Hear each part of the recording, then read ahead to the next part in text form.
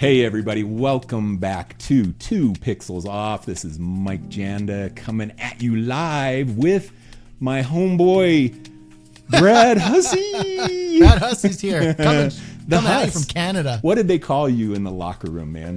What did they call you? Huss Dog.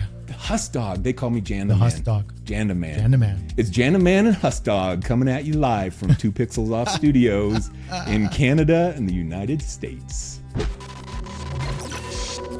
Welcome to 2 Pixels Off, a podcast for creative entrepreneurs. That sounds I love it. epic. It sounds epic. The It does. Huss Dog. What sport did you Janda play? Man. Like chess? Were you on the chess team or something? Where do you No, man. I was a wrestler. You were? I was a wrestler. I could see. You got cauliflower ear?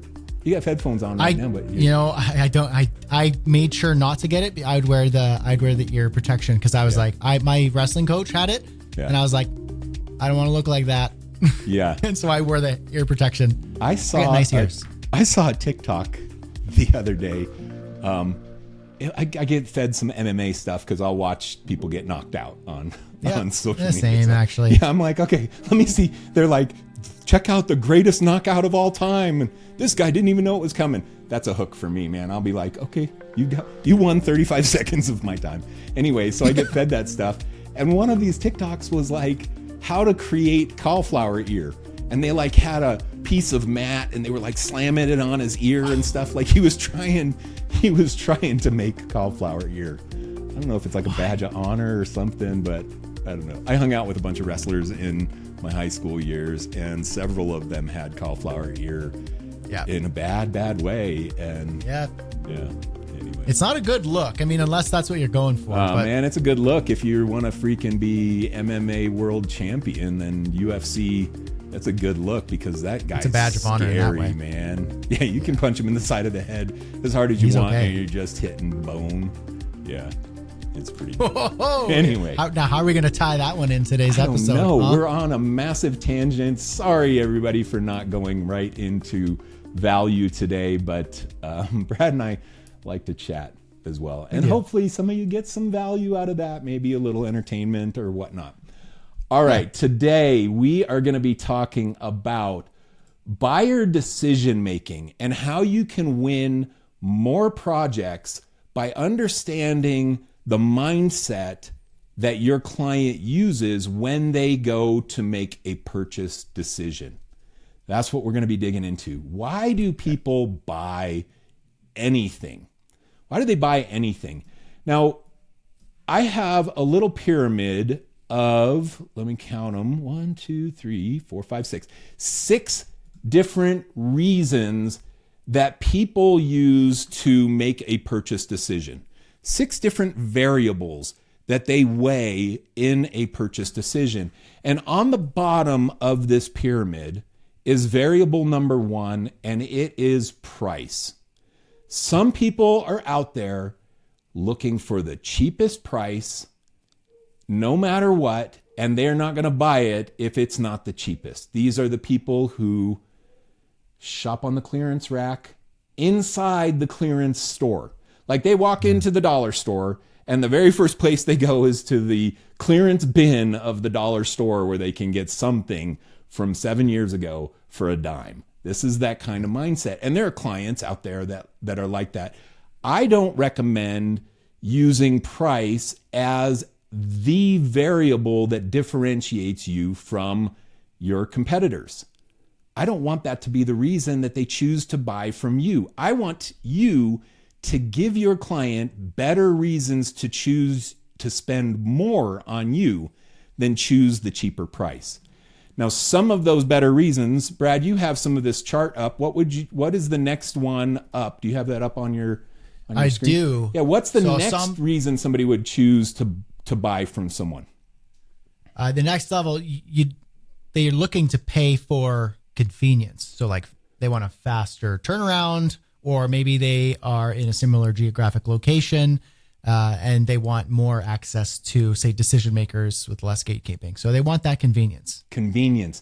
I think it's a big deal. If you are targeting clients in your local area and you're local, you can be the convenient choice for a lot of clients. Now, in a worldwide global economy, this is challenging for some people that are targeting, and I know I coach people and know a lot of people in India and Africa and stuff that are great designers, but they're at a disadvantage in the convenience play when they're trying to target US-based businesses because they're in the opposite 12-hour time zone of awake hours in the day. Yeah. They're on the exact opposite of the side of the world. So that's not a variable that they can compete on and win in many circumstances. Now, you could be said, well, when you're sleeping, I'm working. And when you wake up, all the stuff's sitting there in your inbox. There's a way to flip that and play, but it is about convenience being that next variable up. This is why Amazon, man, I've paid for Amazon Prime 2-day shipping since the very day it was available and charged, and I've never looked back, and I've never considered ever not paying my whatever 100 something a year for Amazon 2-day shipping, Amazon Prime. Do you pay for it, Brad? Yeah, I do. Yeah, we have that here in Canada too. But although we don't have the same day thing where it comes the same day, we don't have enough distribution centers around. The same day is freaking epic. That's killer, It's right? so but we killer. we can order something and get it the next day. Yeah. So the same day thing, I will pay more. This goes to the variable on why we make a purchase decision. I will pay more for a more convenient delivery time. If I go in the morning and say, okay, my protein shake mixture is running out. I know I don't have any left for tomorrow. I can pay $52 and have it delivered tomorrow, or I can pay $54 and have it delivered this afternoon. I guarantee I'm having it delivered this afternoon for $2 more. I will pay more money for the convenience of getting it when I need it. So this is that convenience thing, and people will pay more for convenience. People will pay more. This is the next variable up, variable 3. People will pay more for a better customer experience. They like you. The project is smoother. You have better systems. You're more organized. You're no drama. You're not going to stress them out. They will pay more for that customer experience than the cheap one who's going to be miserable to work with. What thoughts do you have on that variable of? And that's a valuable one and a great one to be able to compete on. It's, for example, let's use Amazon for a second. You know, Amazon and online shopping is super convenient, but it lacks in something. And then a lot of things, really, but depending on what you're getting, customer experience. So, I mean, if I'm buying, let's say use like, we have a hot tub. So we need to buy the chemicals to make sure it's the water's clean and whatnot. For me, I go, ooh, my pH plus is getting a little low. I'm going to need more for the next time I do this. So Amazon, boom. I don't care about the customer experience on a $12.29 order. Now, my wife just got some winter boots. Now, you can buy winter boots through Amazon or through a big box store, and it's convenient. It's easy. But, and maybe this might be a dovetailing into it. Then that's the next one up, which I won't tease or hint yet. Okay. But the customer experience of there's a more local Canadian shop that's here. Now it's still online you're shopping, but you can talk to real people. The customer experience of ordering it to knowing it's all handmade in Canada. It's going to take some time to get your boots because they have to make your boots. Like all of that, actually, that's valuable. That feels nice. And you don't get that from like a quick fix Amazon order. It's not convenient to order, but I'm not shopping for convenience. Why would I buy in that scenario? It's because I'm shopping for customer experience. Yeah. So I just went to Las Vegas for a weekend away maybe a month ago or so. And Las Vegas, you walk around these casino hotels and it is like, here's the Prada store and down the list of fancy stores, and why would anybody purchase inside the store for more money versus ordering it online for 10% less, when they're shopping for Prada? What is the customer experience when they walk into a super high level store, the Rolex store? What is the customer experience in there compared to just ordering it online? It's so dramatic. You will pay more inside the store, but you want to go in and you want them to show it to you and talk about it and tell you the features and put it on your wrist. And they tell you, here's a mirror and here's how good it looks, and all the things that make that experience exciting and engaging for you. You'll pay more for that for some things. And I believe that creative services is one of those things. People would rather pay more for a good experience working with you than cheap working with someone who is miserable to work with and does not hit their deadlines and does not communicate effectively and does not understand the scope. That's the customer experience, and they're difficult to work with. I'd rather pay more and work with somebody better. Yep. And if that's what you're valuing, and sometimes what you're offering, it doesn't call for a good customer experience because it's not necessary.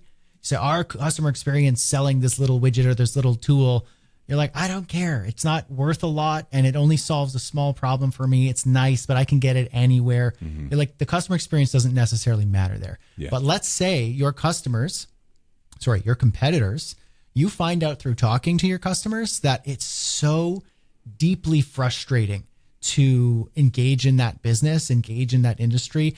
The service providers are all aloof. It's hard to get a hold of them. They're all, cocky and have a bad attitude, whatever it is. Mm-hmm. I can never get my problem resolved, blah, blah, blah, blah, blah. You go, this is a bad customer experience industry. If I can, and they say, if you're zigging, then you zag. What do you do to outclass your competitors? If they're lacking and dropping the ball in customer experience, that's your opportunity to pick up the slack and be easy to outshine your competitors.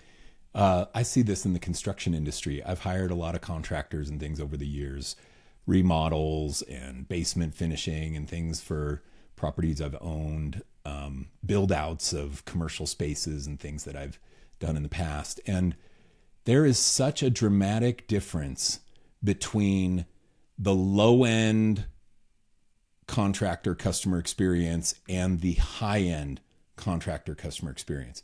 It's so dramatic. It's not even funny.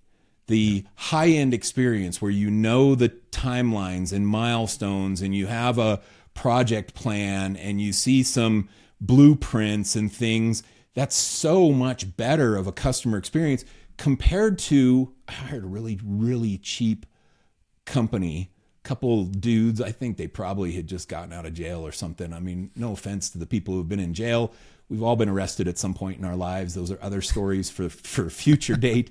But we hired these guys to do our basement, and they had no plan, man. They showed up with wood stud 2x6s or 8s or 2, whatever they were going to stud it up with, and just started nailing, man. It was like no plan. You didn't know when they were going to show up. You didn't know when things were going to be done. You had to call them and say, hey, when are you coming back to our job? That kind of experience. I hated it. But it was cheaper. It was cheaper than the better customer experience. And I think that's what we're leading to here is that customer experience, people will pay more for a good customer experience. Okay, so we have these 3 variables so far. Price is on the bottom. People will pay more for convenience, level 2. People will pay more for customer experience, level 3. The next level up is what, Brad? Quality, better results. Better results. And how do you define results? In creative industry, what are some of the results? Is it always numeric? Like, I got money, I spent this and I got this back. What are some of the results that clients expect? Why would they pay more for better quality? Yeah. Well, for one, like a higher quality end product that may or may not give them any return on their investment, just a higher quality piece, that in and of itself, being in possession of something, a tangible, let's say a website, a brand identity, whatever it is, when you see that there's craftsmanship, there's quality, it's almost palpable and tangible how beautiful it is. Maybe it is. Maybe you've developed there's this notebook. This is Wix Studio sent me this notebook, and it's beautifully branded. It's got nice pages. Like, it's not cheaply mass produced. Like, it's actually really nice stickers and whatnot. So the product, you're like, ooh, I like this. I like holding this and experiencing this. Maybe it's intangible or tangible. So there's that, but there's also an actual return on investment, which is another one, an obvious one, the ROI. So if they paid you $15,000 for XYZ or XYZ, then they know that they're not only going to get that $15,000 back, but that $15,000 has unlocked and enabled them to be able to now make 30,000, 35,000, whatever that tangible return is. Yeah. Also, there is the quality of the brand image. Let's say you're building out this website, this brand package, all of it, the whole kit and caboodle, and they paid a lot of money for it. They know that it's going to make them look good. There's their perceived brand image. There's the trust. There's the reputation. If you're a high-end luxury brand, or you want to be perceived in such a way, and your logo was on first pass generated by AI, and your copy is off, your site is a mess, half of the pages are broken, but hey, you got it for cheap and it was pretty quick, and you're trying to be perceived as like the quality luxury brand, it's not going to happen. So you're paying for quality. I don't care how long it takes, or I don't care, you're going to give me quality. I'm going to say one more thing here with the shoes that I mentioned, these boots that my wife got. She bought a pair of boots years and years and years ago. And they were in Banff. We were in Banff. So we just recently went there for our Easter break. And she went to the store, and they were these beautiful winter boots, and they were nicely made, and they were leather, and there was like patterns and stuff. And it was really nice. They looked good, but they were leather, and they were also made in Canada, which is very, very rare these days to get an actual locally made, locally sourced and crafted product. They were expensive, but also they lasted years. I'd like to say they were probably lasted like 5-6 years maybe, and they still exist. In fact, they kind of got damaged. We had them repaired by a person who repairs leather boots, and they're still in good condition. So they'll probably last 10, 12, 13 years and then be just like this heirloom piece almost. They were a lot of money. Now, I bought a pair of crappy whatever boots, moon boots from like the moon boot boots. store. I envision you of moon boots. You remember moon boots? They're basically moon boots. Yeah. These big, ugly winter boots that they're not good. They're not quality. Yeah. And they're already falling apart. And I think I bought them a year or two ago, and they cost me maybe $110. Yeah. But if I'm replacing those $110 boots every year versus buying maybe a $400 pair of boots and they last you 10 years, it's just a different. Yeah. So the quality, we could have got cheap boots with, convenient and didn't have to wait and order it from Montreal. Yeah. It's like, no, but they are quality. They're handcrafted. They're beautiful. She gets compliments on them and go like, where did you get these boots? So that's quality. Yeah. People will pay more for that. Yeah. People will pay more for quality. I think that this is a play for a lot of creative service providers. You do better work than the next person on the list. I think that it is where you start unlocking the higher budgets. In fact, I know that that's where you start unlocking the higher budgets. You start, because it's easier to have a good customer experience, create that systems and processes and be organized. It's easy to be convenient where you're like, I'm going to hit your deadlines. We're going to make this work. I'll do calls during your business hours, no matter where I am in the world. If I'm in India, I'll get up at 2 a.m. and do my client calls because it's convenient for you. You can get over some of those things, and it's easy to charge cheap prices. I think that where you start unlocking the higher budgets is in this quality play. And you mentioned a couple of different ways. I'll summarize it in saying that there's really two things. You can look at the quality as improved quality is going to generate more return on investment, financial return on investment. That's number one. Or it's going to generate for you pride of ownership. You talked about both of these things. Pride of ownership. I can tell right now how proud you are of your wife's boots and where they were sourced and where they were bought and how great they look and all of the stuff. I can tell. And they're not even your boots, man. They're your wife's boots. So there's pride of ownership. I've had that with things that I'm like, I really love that. I love that. Guitar pedals, man. I pay more. I don't get the cheap pedals. All my pedals are freaking Strymon pedals, man. I have like every Strymon pedal there was, and Strymon pedals are some of the most expensive of the guitar pedal world, and they sound better, and they're made out of freaking colored aluminum, and they look so sick, and they fit all together. It's so sick. I freaking love it. I love it. And I pay more because it is better quality. Yep. Okay, so now we have price, convenience, customer experience, quality. The next one up is relationship.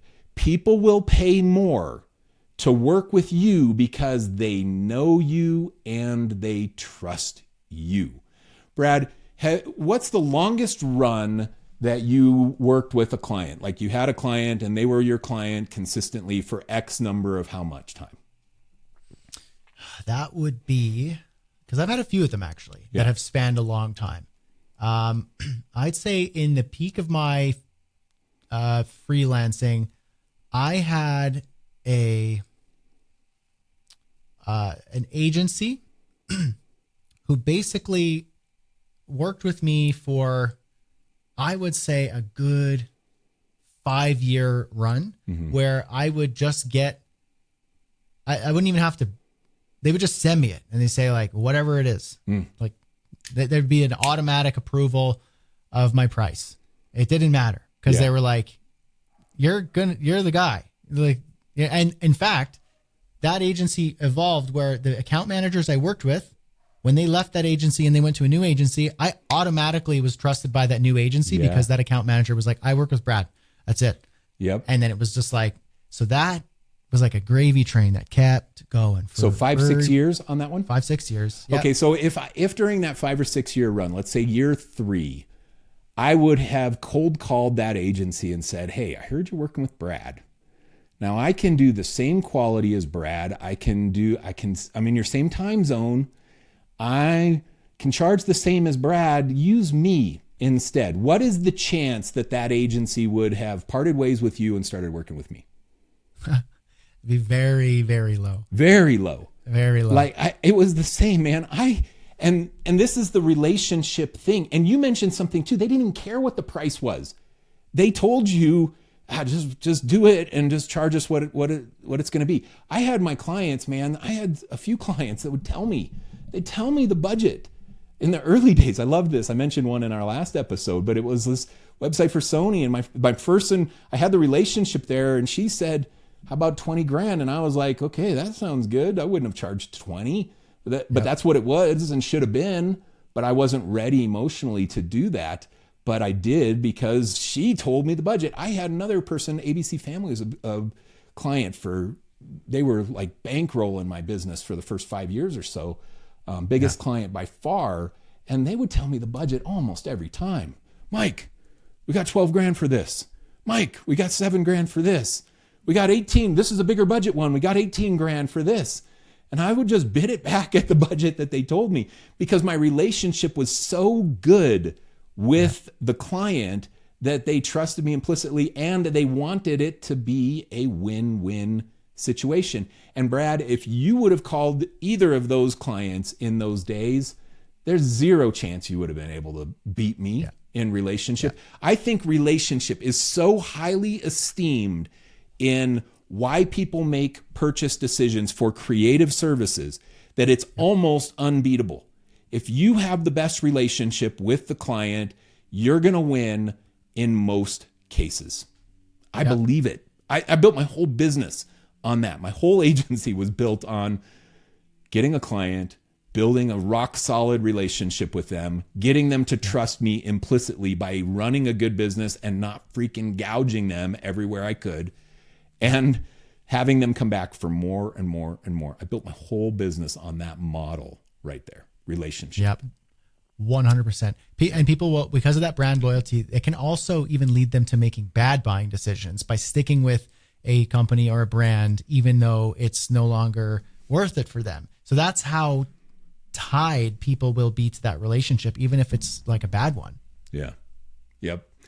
Okay. So price, convenience, customer experience, quality, relationship. On the top of this pyramid, there is a variable that is so valuable that will unlock the biggest budgets of all the budgets. If you can establish this, you can make millions and millions of dollars as a creative services provider. This is the most valuable one of all, and it's so hard to attain. Brad, what is that variable? I'm excited you let me do the... I was building it up honors so that I could have you unveil it. What is the most valuable of all the variables and why people make a purchase decision? People will pay the most because of your reputation. Oof. Reputation. Okay. If the client believes that you are the best in the entire world, the best choice for this engagement, they will choose you and pay whatever it takes to get you to do it, assuming they're a client that has budget sufficient to do that. Brad, do you know the most expensive rebrand of all time? Do you know what it was? I don't actually. I'd like to say okay. I'm just gonna throw one out there. Throw it out. And you could tell me because you know the answer. I do. I'm gonna say when they changed the Pepsi logo. No. But I think that was $1 million engagement. Okay. I'd like to know. British Petroleum rebrand in, I want to say it was 2009, but I don't remember exactly. You can look it up and just look up most expensive logo of all time. You're going to find it. Don't look it up, Brad. You can't look it up. Okay, I won't look it up. You just tell me. Because I'm going to ask you the next question. Okay. How much was it for the rebrand of British Petroleum, the global oil and gas company? Ooh. What did they spend? Okay. I'm going to say it was $5 million. $5 million. You're such a wuss. Sounds like a lot. Well, the Pepsi one was $1 million. Weak. When it comes to pricing, come on, man. But I didn't want to go so high. Give me a big number. Give me a big number. You know, it's always sad when someone's like, give me a big number. And then you do a number that's way bigger. And you're like, this is what I'm doing to you. It's like, I'm like knocking your self-esteem right now on the show live to the audience. Okay. Give me another number. Make it a little bigger.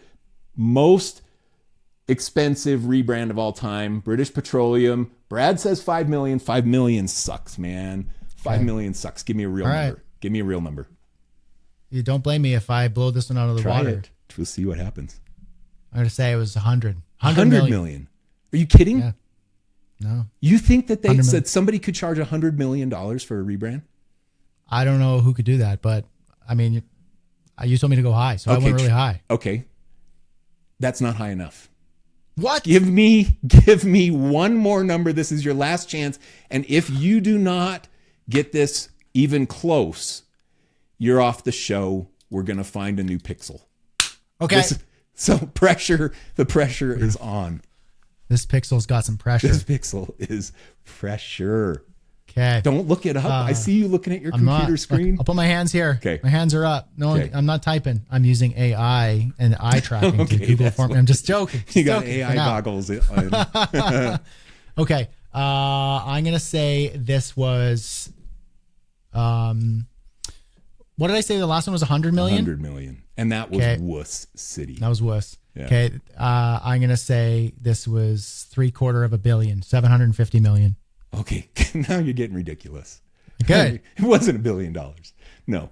The answer, $210 million for the rebrand of British Petroleum logo. Landor Associates, $210 million. How, okay, now let me take that, Brad. If I came to you and said, Brad, I'm British Petroleum, and I'm like, Brad, Landor Associates is freaking out of their mind. They're trying to charge us $210 million. I like you, Brad. We have a good relationship. We have good customer. You have good customer service. You're convenient. You're right down the street from me. I'm not going to spend $210 million on Landor Associates. Would you hire a bunch of employees, do a rebrand for me, spend the next year on it? I can only afford to pay you $190 million. You interested?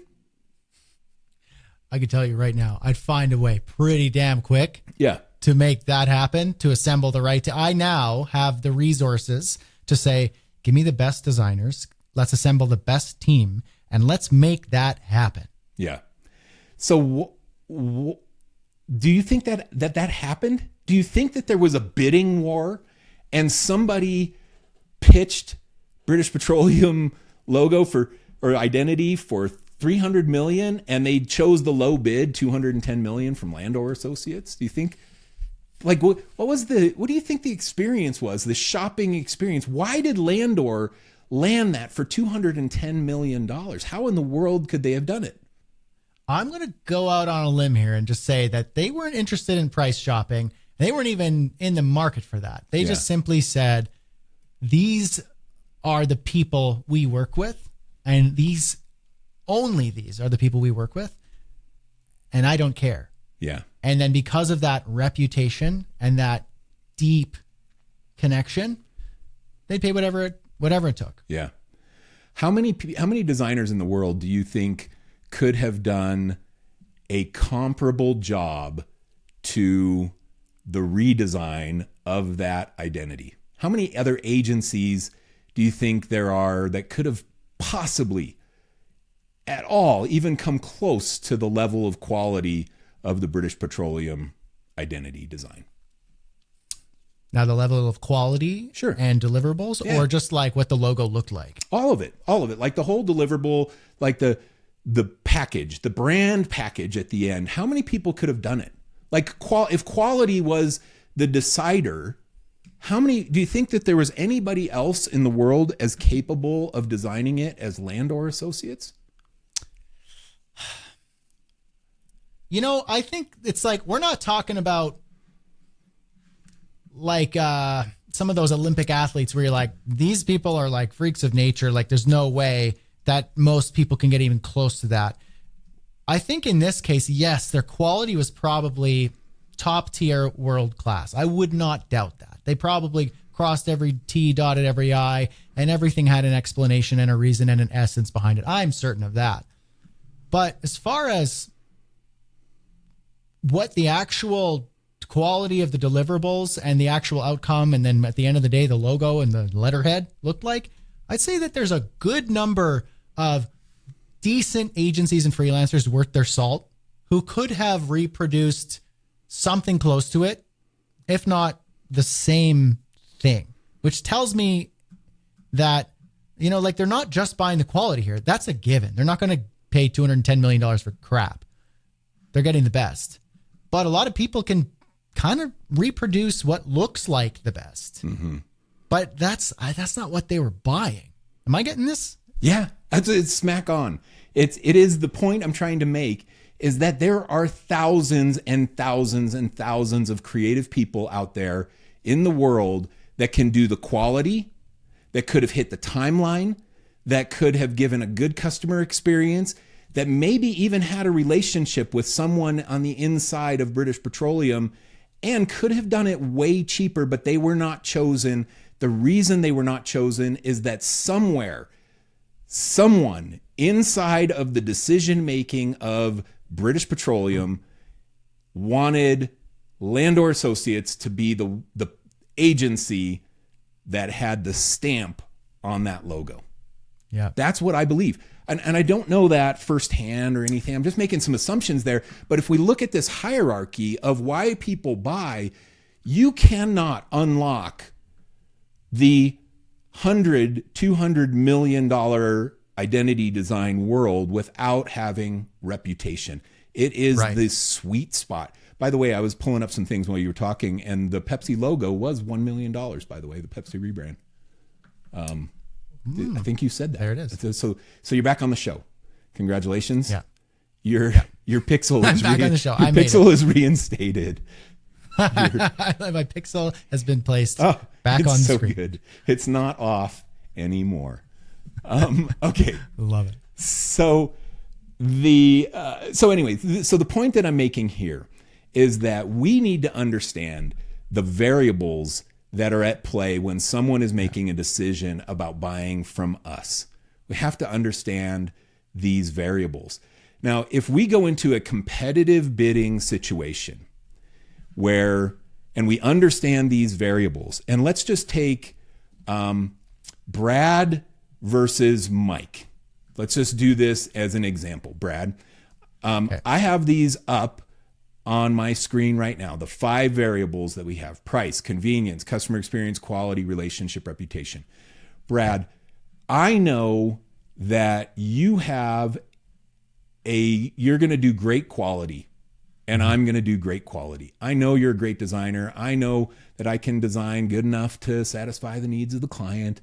I know that our quality, let's say, is the same. Okay. And I am cheaper than you. You can't touch my cheap price. I'm going to be cheaper than you. Neither of us have relationship. Neither of us have a reputation that's going to command the client to choose us. How are you going to win? I'm cheaper with the same quality. How can you win that project? Okay. So looking at this chart, I've got levers to pull. I don't got reputation. You don't got it. We're not competing on relationship. We don't got that. Quality is the same. Your price is cheaper. So I'm losing out in terms of that. So what I've got left is the customer experience and the convenience. So this is basically, what would they say? Like no man's land. This is up for grabs. Hasn't been determined who's winning yet. So if I can ensure that my customer experience and convenience is unparalleled, I can stack the odds in my favor of winning. Okay. So you have to play up the variables that you can do better than me and play down the variables that I have better than you. Right now, we're the same on quality. I'm winning on price. You have to sell your client on the fact that nobody is going to have a better customer experience than you. You can say things like, yeah, you can go with Mike. Mike's cheaper. I know Mike's cheaper. Yeah. But why would you ever choose Mike when I've never missed a deadline in my whole life? My clients love working with me. Check out this testimonial. Oh, yep. Brad is the greatest person I ever lived. I love working with Brad. This is one of Brad's clients from Hillbilly Town and in Canada somewhere. I love working with Brad. He's so great. And then Brad is saying, I've never missed a deadline ever. And then Brad's other hillbilly client, I love working with Brad. He's never missed a deadline. And Brad's showing these testimonials. This is how Brad incorporates into his sales pitch the fact that he's going to win in those things. And you, in your sales pitch, have to say, why would you ever go with the cheaper option? You're just going to have a miserable experience, and I can provide you a good one. You're just going to have somebody missing deadlines, and they're going to want calls not during your business hours and blah, blah, blah. Why would you ever want that when I can give you the same quality and give you a much better experience? Yeah. This is the mindset that we have to bring in. Now, you don't know who you're bidding against. You don't know. In some cases you do. I knew sometimes who my competing agencies were when we were pitching work. You don't always know. You have to make some assumptions. You have to make some assumptions when you go into a sales pitch, and you can say, all right, I know I'm not the cheapest. I know somebody's going to come in cheaper than me. I'm not going to be the cheapest because of what we talked about in our last podcast, supply and demand. I know I have a lot of demand. I'm going to charge them a premium price to work with me. So I know I'm not going to be the cheapest. So I'm going to go into this pitch helping them see where I'm better, because price is not the variable that I'm going to play on. Absolutely. Did I sound like some of your clients? I feel like I did. Like, was that accurate? to. Well, you know what's funny is that like you kind of went like because you're in the States. I know. So if you're thinking of like the South and the States, I know. You're going to have a very different type of, as you know, one might call hillbilly or mountain man. I know. We've got our own. You know, we've got our own. But the Canadian, folk who habitate those sorts of areas, like they obviously sound a bit different. Yeah, but I do know. Maybe can you do an impression? You were a musical theater dude. You were like drama guy. Dude, give me an impression of a client. Come on, make it good, Brad. The listeners want this. The listeners We've got a want lot of this ranchers around here, but Okay. I've never had a rancher client. But if I did, yeah, what would they sound like? He would be like, let me see. Hey, Brad, I don't want to beat around the bush here, but let me tell you, I'm a straight shooting guy.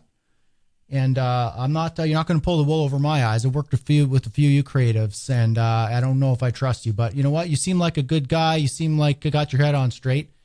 So why don't you just give it to me straight and tell me what it is that the price is, and we can go from there. And I'll tell you what it is. I'll go with. How does that sound? Sounds good. We'll do a handshake on it. That's pretty good. That'll Sounds be like a little Strange Brew. Like Strange Brew. You ever see Strange Brew? The show. Are we talking like movie. hey hoser? Yeah. Hey Oh, there.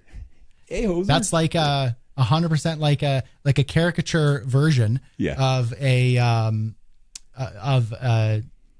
certain Canadians for sure. But yeah, if you get enough beer or you just kind of get the right folks together, you're like, oh man, that's totally. I was just out and about, and it was just you get that for sure. It is good. We have some people in the United States that talk like that because they're on the border of Canada. They're up in the upper Minnesota areas that Minnesota, yeah. Watch Fargo, the movie Fargo or the show Fargo. You got some of that going. Okay, all right. So let's go back into. Let's wheel this back into. I got us on a tangent there doing my impressions. Okay, let's do another scenario, Brad. Using these 6 variables, let's say that you know that this is a new client. You've never worked with them, and you assume that they've been working with somebody in the past. So somebody has a relationship. Somebody has a relationship in there. And you know from looking at their brand and their website and stuff that whoever has that relationship does quality work. So somebody has the relationship and somebody is doing quality work. They beat you on both of those variables. How in the world are you going to win that opportunity? So they're beating me on relationship and quality. You can't design as good as that person. Okay. And they've been working with them for 2 years. What chance do you have? And there is a chance. It's remote. Those are 2 really powerful variables. Quality and relationship are 2 of the most powerful variables in this buyer decision-making process. But there's still a way that you can win. How do you win? Well, I'd try to pull the levers of superior, exceptional customer experience, or how convenient it is. I really ham this one up. That's a lever that I pull hard, and I can even tell you a little bit about that. Or price, but I tend to like to avoid the price thing. I don't like charging less. I like charging more. Yeah. And so I don't like try to fight on price or compete on price. I don't even play that. But what I do is the convenience and even the customer experience. I like to pride myself on like making sure that customer experience is there, or the reputation. You build that over time, with each project. But convenience, I'd go hard in for sure. Let me tell you something about price in this situation, because I competed on price a ton at my agency. And over the 15 years of agency run, did $30 million in revenue. Okay, yep. But I competed on price because I was in a second tier market and not a first tier market. I wasn't in LA, my clients were in LA. I wasn't in San Francisco, my clients were in San Francisco, New York, DC. This is where the majority of our revenue came from. I competed on price, but it was still a lot of money. It was when the mega agency in New York would have been $1 million for the website that we did for Kraft Foods. We were 500 grand. So competing on price doesn't mean that you're cheap. It just means that you're less than the competing agency or competing creative for that thing. It doesn't mean that you're cheap. So I don't think we should just scratch off price and say that it's not a variable that we want to play. I think that price is a variable that you can play depending on where you are in the market in general. And if you're competing with people that are in more expensive places and more expensive agencies, it is a lever you can pull and still bill a lot of money. Yeah. Yeah. Yeah. And there's an interesting thing in this too, when you look at cost structure, because my cost to do business being based in Salt Lake City was much less than the competing agencies in Brooklyn. Much less. And so on a $500,000 project, I might have the same net profit that the agency from a major market that they got doing $1 million for that same exact work. Yeah. Yeah. That's a good point. Yeah. You just might not need to charge a lot. You know, if you're getting a project that's $100,000 is your competitors, and you can do it for $60,000. Yeah. But it's simply because your offices cost a fraction of, say, downtown Brooklyn or Manhattan or something. Mm-hmm. You're like, I don't need to pay. My staff are cheaper. My taxes are cheaper. My cost of living is cheaper. Like, everything's cheaper, but I'm giving you the exact same, if not better quality. And also it's more convenient, but the price is way cheaper. You're saving 40 grand here, whatever it is, just because it's geographic location. Yeah. So I think it plays. It's part of the variables that we need to understand when we're pitching. All right, let's do one last one. Let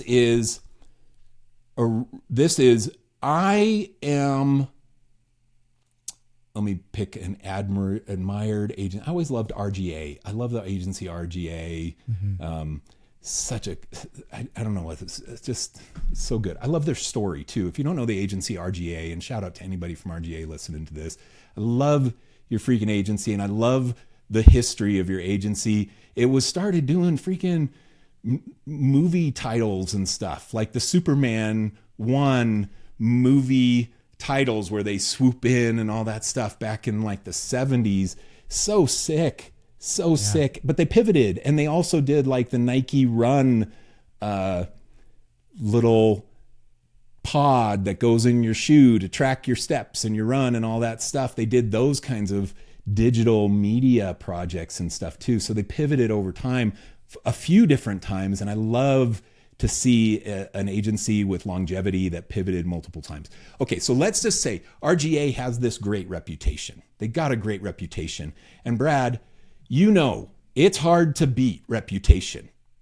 We should have used Landor Associates for this example because they have the most expensive logo ever. But let's just say that it is RGA, great reputation. You're bidding against them. How in the world can you possibly win this project? It's like the value of reputation is so high, you have no choice but you can't come in and say, well, our quality is the best, even if it is the best. Yeah. It's like, it's not enough to tip the scales. Mm-hmm. And looking at it, it's necessarily at the top of that food chain, at the top of that pyramid. And in order for you to knock that off or to stack the odds in your favor, you have to necessarily beat them in price, the convenience, the customer experience, the quality, and the relationship. You need to stack all of those so that you can tip that reputation scale, because reputation's at the top. Mm-hmm. They'll pay the most, and they don't even really care if your quality is better or your convenience is better or your price is better. Yeah. But if you could stack them all, you might make them go, whoa, wait, and have a decision maker go, maybe we should consider thinking a little bit different here, and maybe we're not seeing something right, and we're just kind of getting a little bit stuck in our ways because of our brand loyalty and reputation of this other agency. What if this other shop can do all of this better? Yeah. And then that's a risk worth considering. Okay, so let's take this into a sales statements that you could say in a pitch when you're pitching. You know you don't have the reputation and you're trying to win in every other variable. You can say things in your presentation like, and this is for the relationship variable. Hey, I know I've never met you before, but I want to work hand in hand with you. We're going to fly out once a week and do our presentations in person for you. We'll be here pitching, showing you the design work in your conference room. And that's the kind of relationship that we want to build with you as our partner client. Okay, that's relationship statement. You can say, look, I know that there are a lot of people that do great quality work out there. The last project we did, we actually won a Webby for it. Here's what that is. Here's the quality that we did. It got recognized. And look at what this creative director, one of the judges at the Webbies, said about that project. Here's a statement. So now we're trying to play up the quality thing. Even though it's probably comparable, we're trying to show that we can compete in that variable. Customer experience, you could say something like, you're going to have a dedicated team to this project, not just a dedicated account manager like you're going to get at some of these bigger agencies. We're going to dedicate an account manager, an art director, and 2 production designers to work on this project, and they will be yours until this project is done. We want this to be so seamless for you. Sally, our account manager, is going to check in with you, send you updates every afternoon, let you know the status. You're always going to know what's happening with this project. Okay, that's your customer experience statement. Convenience. Look, we've never missed a deadline. And in fact, when we take on a project, we turn down everybody else until the project is done. So we're not going to have anything competing. You will be our priority number 1. We will hit every deadline because your business is our business for the engagement here. And on top of all that, this is the price variable. On top of all that, you know what? We can be 20% cheaper than the mega agencies that are in Manhattan, and you're in Manhattan, and we're in Salt Lake City or Atlanta. Well, Atlanta's a pretty big major hub. Or we're in Dallas or one of these tier 2, almost tier 1, but tier 2 cities. We can be 20% cheaper than the competitors on top of on making great relationship, quality, customer experience, on highlighting all of those things. That's the only play you have when it is you're competing at reputation. You have to highlight how you can be the winner in all of these other variables. Yep. That's your format. That's your structure. That's how if you know where your competition has got you cornered, then you can go, well, they can't have everything in the bag. Mm-hmm. So where can I win? What's my unfair advantage? What are their weak spots? And that's what you have to look for. And you could look at it as where are their weak spots if you want to see it that way, sure. But you can also look at it as like, where's my unfair advantage over them? Mm-hmm. And my unfair advantage is not in reputation. It's in these other places that if I stack that, I can start to tip the scales and win this bid. Okay, so now flip this exact one that we just did. You're pitching the value of all those things. What does RGA say to the client? They say something like, why would you ever use freaking Huss Dog from Canada? Why would you ever use Huss Dog?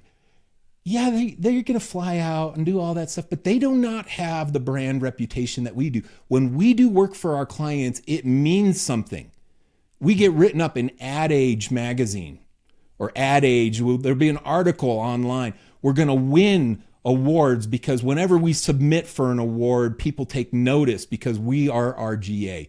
This is the kind of positioning that they play to try and trounce you winning on all the other variables. And this is the competitive thing. This is all you have. You have to understand the variables and then try to win in the categories you can win in and try to downsell on the value of the other categories where you can.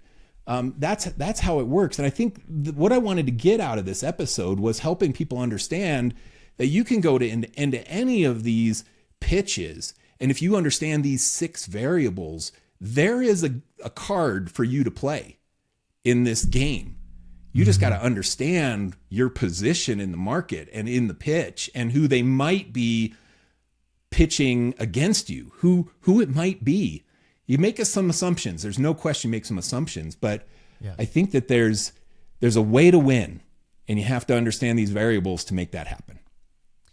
They're not invincible. Like your competition who's competing for the same thing. And let's be honest, you're not going to be competing with someone completely out of your league. Like that's not what we're talking about. There's leagues here. There's weight classes, let's call them. To do the MMA, sort of like tie the MMA in here. It's like you have weight classes for a reason so that you can actually see a reasonably fair fight and watch like real competition. And so if you're competing with someone who's got the reputation in the bag and they've got that, and you know that if they get you in a corner with reputation, you're not going to win that match.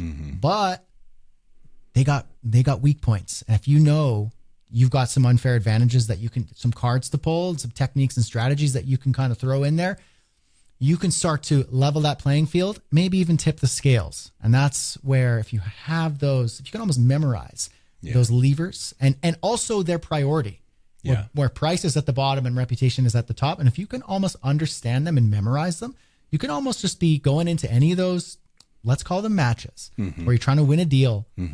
And even your potential client gets on the phone with you and they go, see, like we got another person here who's like, they are top dogs. They are the top dogs. I understand that you got someone on the hook there and their reputation is, I can't win on that. I get it. I totally appreciate that. And we're working on that. But let me tell you something. Boom, boom, boom, boom, boom, boom. And then you can tip those scales. I love it. Okay. Good. This was super fun. All right. I'm going to just as the kind of the recap here. These are the 6 variables that you have to understand. It is price. It is convenience. It is customer experience. It's quality, it's relationship, and reputation. That's the order from bottom to top on where the value is and the variables that your clients are considering when they're choosing someone to do creative services work for them. We neglected, Brad, to mention our sponsor at the start of this episode, Wix Studio, who makes 2 Pixels Off possible. And interestingly, Wix Studio has all kinds of tools built into it to help you manage your clients and create a good customer experience and deliver work to the client and have great features and deliver quality work in a short amount of time. There's so many ways that Wix Studio can help you excel in a variety of these different variables. It is worth you checking out if you're doing web design and development. It is a no-code website builder. Super powerful. Exactly. And not just the builder, it's the business tools to back it up. Because there's lots of builders out there, lots of great builders out there. But it's on top of a great product. It's those business tools that you can actually build your agency on top of, and you can rely on those tools as well. So that's convenience right there. Yes. Good. All right, Brad, thank you. This was super fun. I think that this one, man, I'm passionate about all this stuff, but I'm passionate about this topic because I didn't understand it. I didn't even understand this. I understood it in my core, but I didn't understand it in documentation until I started teaching this to other people. I made an Instagram post on this like in year 1 that I started sharing on Instagram, 2019, I think, was when I made a post about this. And that was the first time I think that I ever really documented this concept, but it's so powerful. I wish I would have understood it long before I did. Yeah, 100%. Okay. Got any closing remarks as we say goodbye to the pixelators? What I don't know what we call these people. What do we call the people who've listened to this? Is episode 4. Is anybody still listening out there? If you're still listening, write a comment. I would say, give us a review and tell us a review. Who's your favorite listening. Pixel? I'm still listening, Mike. Brad is still there. Thank you. We appreciate those of you that have stuck around. Yeah, really appreciate it. I'm going to say that right now is the time that my kids come home from school. Oh, no. And it happens. Like my son is already on the drum kit and he's testing me right now. He's like hitting the snare and he's like, Oh, nothing yet? I don't How about hear a couple hats in there? Huh? I don't hear it. Oh, it'll happen quickly. Good. And it'll happen. And the toddler will descend upon the studio and it'll happen. So this pixel should sign off. Good. Is what I'm saying. Well, we are signing off, and it is getting to the end of the business day too. It's Brad, always super fun to podcast with you. Thank you for the conversation. I learn stuff from you every time that we jump on here, so I hope our listeners are too. We will see all of you next time on 2 Pixels Off. This pixel off. This pixel off. Nailed it.